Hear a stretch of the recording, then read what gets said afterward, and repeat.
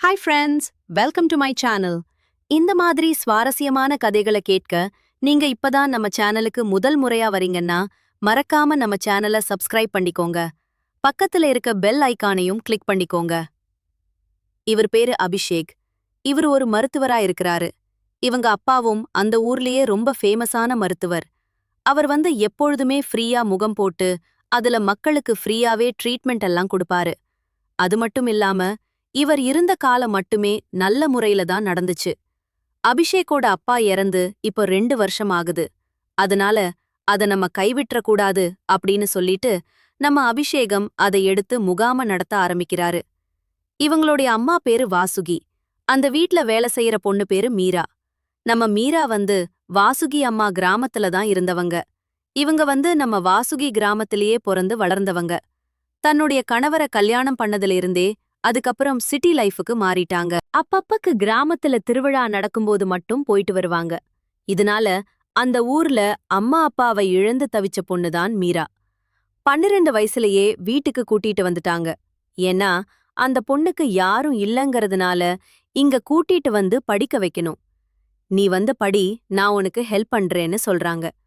ஆனா நம்ம மீரா எனக்கு படிக்கிறதுல இன்ட்ரெஸ்ட் கிடையாதுமா. நான் உங்கள கவனிக்கிறது, வீட்டு வேலைகளை பார்த்துக்கிறது எல்லாத்தையும் நானே பார்த்துக்கிறேன். அதனால என்ன, நீங்க டார்ச்சர் பண்ணாதீங்கங்க அப்படின்னு சொல்லிட்டாங்க. நம்ம வாசுகியும் அப்படி இப்படின்னு இவ சொன்னதையே வச்சு விட்டுட்டாங்க. வீட்ல எல்லா பொறுப்புகளையும் எடுத்து நம்ம மீரா நடத்துவாங்க. மத்தபடி அந்த வீட்ல வேலை செய்யற ஆட்களையும் நல்ல முறையில வேலை வாங்கிட்டு இருப்பாங்க. இதான் மீராவோட வேலை. அப்படி இருக்கிறப்ப நம்ம வாசுகி அம்மா தன்னுடைய பையனுக்கு ஒரு நல்ல வரனா பார்த்து கல்யாணம் பண்ணி வைக்கணும். ஏன்னா இப்போ தன்னுடைய அப்பாவுடைய தொழிலை எடுத்து அவன் நல்ல முறையில எல்லாத்துக்கும் ஃப்ரீயா இலவசமும் பண்ணிட்டு வரான். அது மட்டும் இல்லாம இப்போதைக்கு ஒரு நல்ல பேரும் இருக்கு. அத டேமேஜ் பண்ணிராத வகையில நம்ம ஒரு நல்ல இடமா பார்த்து, வசதி இல்லனாலும் பரவாயில்ல, ஒரு நல்ல பொண்ணா பார்த்து கல்யாணம் பண்ணணும் அப்படின்னு மீராட்ட சொல்லிட்டு இருக்கறாங்க. அதுக்கு ஐயா ஒத்துக்கணுமே. அவர் இப்போதைக்கு மேரேஜ் வேண்டாம்னு சொல்றாரு அப்படின்னு நம்ம மீரா சொல்லுவாங்க. இருந்தாலும் அவன்ட்ட நான் இன்னைக்கு ஒரு முடிவு கட்டி பேசியே முடிச்சிருவேன் அப்படின்னு நம்ம வாசுகி அம்மாவும் சொல்றாங்க.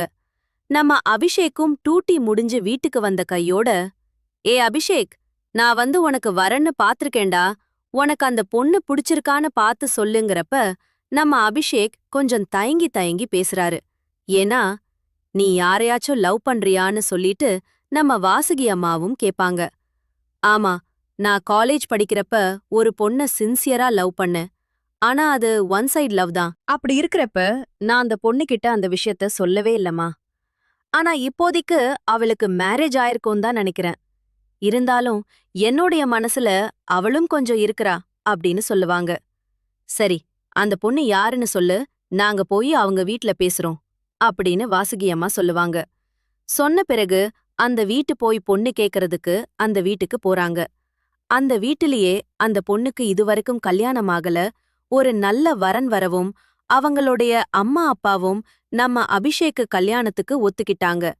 அது மட்டும் இல்லாம 2 பேரும் ரெகுலரா பேச ஆரம்பிச்சு ஒரு கட்டத்துல ஒரே மாசத்துல டக்கு டக்குன்னு கல்யாண வேலைகள் எல்லாம் முடிச்சு ரொம்பவே கிராண்டா எல்லா விஷயத்தையும் பண்ணி முடிச்சிட்டாங்க. இப்பவும் அவங்களுக்கு கல்யாணமாகி இப்ப பாத்தீங்கன்னா ஒரு மாசமாக போகுது. இருந்தாலும் நம்ம வாசுதி அம்மாவுக்கு உடம்பு முடியாம இப்ப போகுது.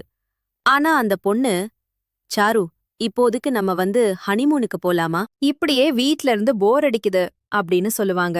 ஆனா நம்ம அபிஷேக், நம்ம அம்மாவுக்கு உடம்பு சரியில்லாம இருக்கறாங்க. அது மட்டும் இல்லாம நம்ம கொஞ்சம் இருந்து பாத்துக்கிட்டா ரொம்ப நல்லா இருக்குமே. ஆனா இப்ப நம் மனைவி ஹனிமூனுக்கு போக கூப்பிடுறாளே அப்படின்னு சொல்லிட்டு அவங்க யோசிப்பாங்க. ஆனா வாசலிலேயே அம்மா, என்ன பாத்துக்கிறதுக்கு தான் மீராளுக்கு, நீ உன்னுடைய மனைவிய கூட்டிக்கிட்டு ஹனிமூனுக்கு கிளம்பு அப்படின்னு சொல்லிருவாங்க. அதுக்கப்புறம் நம்ம அபிஷேக்கும் சாரும் சேர்ந்து 2 பேரும் ஹனிமூனுக்கு போறாங்க. அங்க போய் ஒரு வாரம் இருந்துட்டு வீடு திரும்புறாங்க. அப்பதான் நம்ம வாசுகி, அம்மாவுக்கு கொஞ்சம் பரவாயில்ல, உடல்நிலை கொஞ்சம் நல்லாதான் இருக்குது. ஒரு கட்டத்துல அவங்களுக்கு ரெகுலரா இது இருக்கு. அப்புறம் பாத்தீங்கன்னா அவங்களுக்கு ரொம்ப உடல்நிலை மோசமா போய் அப்புறம் இறக்கவும் செய்றாங்க.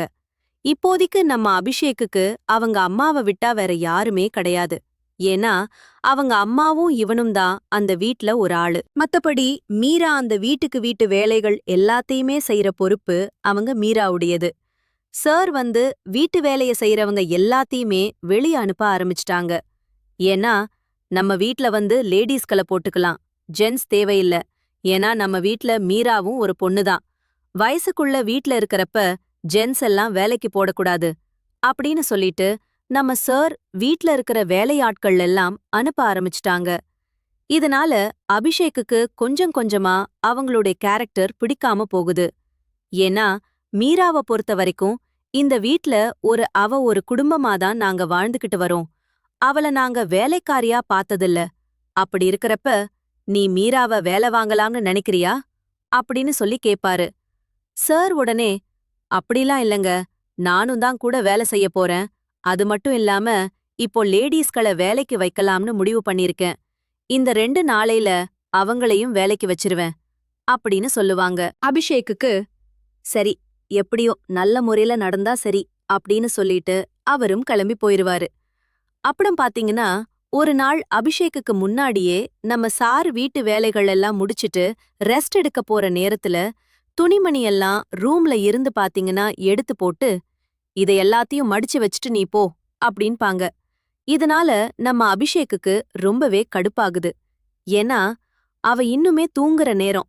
அப்படி இருக்கறப்ப நீ துணிமணிகளை எடுத்து மடிக்கணும்னு சொல்லி எடுத்து போடுறியே, உனக்கே இது அசிங்கமா இல்லையா அப்படிங்கறாங்க.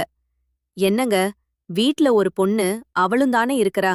அப்படி இருக்கறப்ப இந்த சின்ன வேலைய கூடவா செய்ய மாட்டா அப்படின்னு நம்ம சாரு சொல்லிருவாங்க. ஒரு கட்டத்துல மீராவும் அவங்களுடைய வேலைகள் எல்லாம் செய்வாங்க. செஞ்சு முடிச்ச பிறகுதான் போய் ரெஸ்ட் எடுக்க போவாங்க. சாருவ பொறுத்த வரைக்கும் ஒரு பணக்கார வீட்ல கல்யாணம் பண்ணிட்டோம், இங்க இருக்கிற சொத்து பத்துக்கள் எல்லாம் எப்படி அடைய போடுறதுங்கிறது தான் அவங்களுடைய மைண்ட்ல ஓடிக்கிட்டு இருக்கு. நம்ம அபிஷேக் கிட்ட ஒரு நாள் பாத்தீங்கன்னா, நான் உங்க அம்மா பேரை சொல்லி நிறைய பேருக்கு அன்னதானம் போட போறேன். அதுக்கு நீங்க எனக்கு ஒரு பணம் வேணும், 5 லட்சம் ரூபாய் பணம் வேணும் அப்படின்னு சொல்லி கேக்குறாங்க. இவங்களும் மக்களுக்கு அன்னதானம் தானே, பரவாயில்ல அப்படின்னு சொல்லி 5 லட்சம் ரூபாய் பணமும் கொடுப்பாங்க.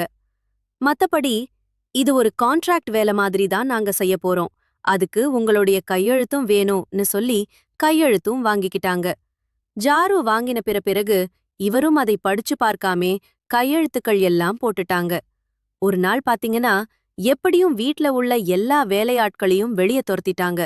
இப்போதைக்கு மீராவை தான் வெளிய அனுப்புற மாதிரி இருக்கு. அப்படி இருக்கறப்ப ரொம்பவே அபிஷேக் மீரா மேல நம்பிக்கை வச்சிருக்கிறாரு. இருந்தாலும் இவள வீட்டை விட்டு துரத்துறது ரொம்பவே கஷ்டம் அப்படின்னு ஜாரும் நினைக்கிறாங்க. ஒரு கட்டத்துல எப்படியும் இவங்க 2 பேருக்கும் ஒரு தப்பான பேரை உண்டு பண்ணி மீராவ வீட்டை விட்டு வெளிய துரத்தணும்னு முடிவு பண்றாங்க. அன்னைக்கு தான் பாத்தீங்கன்னா நம்ம அபிஷேக் லேப்டாப்ல ஒர்க் பண்ணிட்டு உட்கார்ந்திருக்கிறாரு. நம்ம மீராவும் பாத்தீங்கன்னா அவங்களுக்கு காஃபி எடுத்துட்டு போய் கொடுத்துட்டு அப்பதான் கிளம்புறாங்க. உடனே நம்ம சார், இந்த ரூம்ல இருக்கிற திங்ஸ் எல்லாம் எனக்கு கிளீன் பண்ணி கொடுத்துட்டு மத்தபடி பீரோல இருக்க துணிகள் எல்லாம் நீட்டா மடிச்சு கொடு அப்படின்னு சொல்லி அவங்களுக்கு வேலை வைக்கிறாங்க. இதெல்லாம் செஞ்சுட்டு தான் நீ போய் ஆகணும் அப்படின்பாங்க. வீட்ல உள்ள எல்லா வேலைகளையுமே அவதான் செஞ்சிட்டு இருக்கறா. அது மட்டும் இல்லாம வீட்டு வேலையாட்கள் எல்லாம் நிப்பாட்டிட்டேன். இப்போதைக்கு இருக்கிற வேலை பத்தாதுன்னு அந்த வேலையும் கொடுக்கறியா சொல்லி அபிஷேக் கேட்பாரு. உங்களுக்கு ஒன்னும் தெரியாது, நீங்க கம்முன்னு இருங்க ன்னு சொல்லிட்டு ரூமை விட்டு வெளியே போயிருவாங்க. ரூம் ஓபன்ல தான் இருந்துச்சு. இப்போதைக்கு பாத்தீங்கன்னா சாத்தி வச்சுட்டு போயிருவாங்க. அதுக்கப்புறம் நம்ம வெளிய பாத்தீங்கன்னா சாருவோட அம்மா அப்பா சாருவ அழுதுகிட்டு நிக்கிறாங்க. ரூமுக்கு வெளியே இவங்க பாத்தீங்கன்னா நம்ம அபிஷேகம் வெளிய வராரு. அப்பதான் நம்ம சாரு அழுதுகிட்டு, அப்பா நீங்க பாருங்க, நான் சொன்னப்ப நம்பலையே, இப்ப பாருங்க இவங்க 2 பேரும் என்ன பண்ணிட்டு இருக்காங்க, ஒரு அவதூறான பேரை ஏத்துறாங்க அப்படின்னு சொல்றாங்க.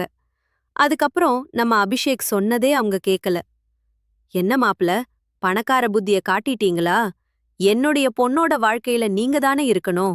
அது இல்லாம எதுக்கு வேலை செய்யற பொண்ணெல்லாம் அவங்கள வச்சுக்கிட்டு இருக்கீங்க அப்படின்னு சொல்லி அசிங்கமா பேச ஆரம்பிச்சிருவாங்க.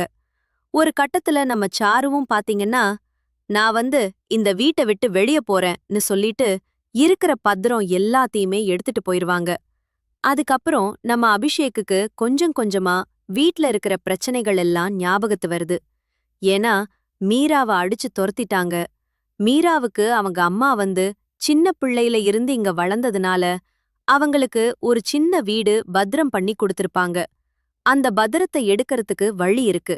இவங்களும் அத ட்ரை பண்ணிட்டு இருப்பாங்க நம்ம சாரு. ஒரு கட்டத்துல இருக்கறத மட்டும் எடுத்துக்கிட்டு வீட்டை விட்டு காலி பண்ணிருவாங்க. அடுத்த ஒரு 2-3 நாள்ல பாத்தீங்கன்னா ஒரு வக்கீல கூட்டிட்டு வந்துட்டு, இந்த வீட்டுக்கு இந்த வீட்டோட பத்திரம் மத்தபடி சொத்துக்கள் எல்லாம் என்னுடைய பேருக்கு மாறிருச்சு. நீங்க முதல்ல வீட்டை விட்டு கிளம்புங்க என்னு தன்னுடைய கணவர் அபிஷேக் கிட்ட சொல்லுவாங்க. உடனே இவங்களும், இதெல்லாம் நீங்க எப்படி மாத்துனீங்க அப்படிங்கறப்ப, நீங்க தானே கையெழுத்து போட்டு கொடுத்தீங்க, அதனாலதான் மாத்திட்டேன், முதல்ல கிளம்புங்க இங்கறப்ப நம்ம அபிஷேக்கும் பாத்தீங்கன்னா போலீஸ வர வச்சிருவாரு. வர வச்சு, இவங்க இது மாதிரி பண்றாங்க, என் மேல என்னுடைய சொத்துக்களை அபகரிக்க பாக்கறாங்க, நான் வந்து கையெழுத்து போட்டு கொடுக்கல, ஆனாலும் என்கிட்ட இருந்து பிடுங்கலாம்னு பாக்கறாங்க அப்படின்னு சொல்லிட்டு நம்ம அபிஷேக் போலீஸுக்கு சொன்ன பிறகு போலீஸும் அந்த இடத்துக்கு விரைந்து வந்துருவாங்க. அதுக்கப்புறம் பாத்தீங்கன்னா நம்ம ஜாருவும் அவனுடைய காதலும் சேர்ந்து 2 பேருமே சுருட்டலாம்னு பிளான் பண்ணதுனால ஒண்ணுமே பண்ண முடியல. ஒரு கட்டத்துல நம்ம மீராவும் எல்லா விஷயங்களையும் நம்ம அபிஷேக் கிட்ட சொல்லிட்டாங்க. ஏற்கனவே அவங்களுக்கு வந்து அவங்களுடைய லவ்வரோட காதல் பண்ணிட்டு இருக்கறாங்க. அது வந்து வீட்ல இருக்கவங்களுக்கெல்லாம் தெரிய வரவும் வீட்டு வேலை செய்யறவங்க எல்லாத்தையுமே வீட்டை விட்டு வேலையை விட்டு நிப்பாட்டிட்டாங்க. இப்போதைக்கு நான் மட்டும்தான் இருந்தேன். நானும் பாத்தீங்கன்னா என்னைய விரட்டதான் அவங்க பிளான் பண்ணி விரட்டிட்டாங்க. இதுக்கப்புறம் இது எப்படியாச்சும் உங்ககிட்ட ப்ரூவ் பண்ணணும்னு தான். எப்படியும் நான் வெளியே இருந்து நாங்க ஆள் இல்லாதப்ப அந்த பையன் வீட்டுக்கு போறத நான் வந்து போட்டோ எடுத்து வச்சிருந்தேன். அத நீங்க பாருங்கன்னு சொல்லி அபிஷேகம் காட்டுவாங்க. ஒரு கட்டத்துல அந்த பையனும் அந்த கொஞ்ச நேரத்துல தன்னுடைய காதலிய தேடி அந்த வீட்டுக்கு வந்துட்டான். உன்னுடைய வேலையெல்லாம் முடிஞ்சிருச்சுன்னா சொல்லு, நம்ம கிளம்பலாம் அப்படின்னு சொல்லிட்டு அவனும் கூப்பிடுவான். ஒரு கட்டத்துல பாத்தீங்கன்னா நம்ம ஜாருவும் இல்ல இல்ல இருன்னு கொஞ்ச நேரம் அப்படிங்கிறப்ப போலீஸும் வந்த பிறகு இவங்க 2 பேருக்கும் கை காலெல்லாம் நடுங்குது. ஏன்னா சொத்துக்களை கையெழுத்து தப்பான முறையில வாங்கி அபகரிச்சுக்கிட்டேன்னு சொல்லி எல்லா கேசுகளும் போட முடியுமோ அந்த எல்லா கேஸையும் போடுங்கன்னு சொல்லி தன்னுடைய கணவர் பாத்தீங்கன்னா அபிஷேக் வந்து போலீஸ் கிட்ட சொல்லிருவாரு. அதுக்கப்புறம் நம்ம ஜாரு மேலையும் அந்த காதலன் மேலையும் கேஸ் போட்டு போலீஸ் ஸ்டேஷன்ல வச்சிராங்க.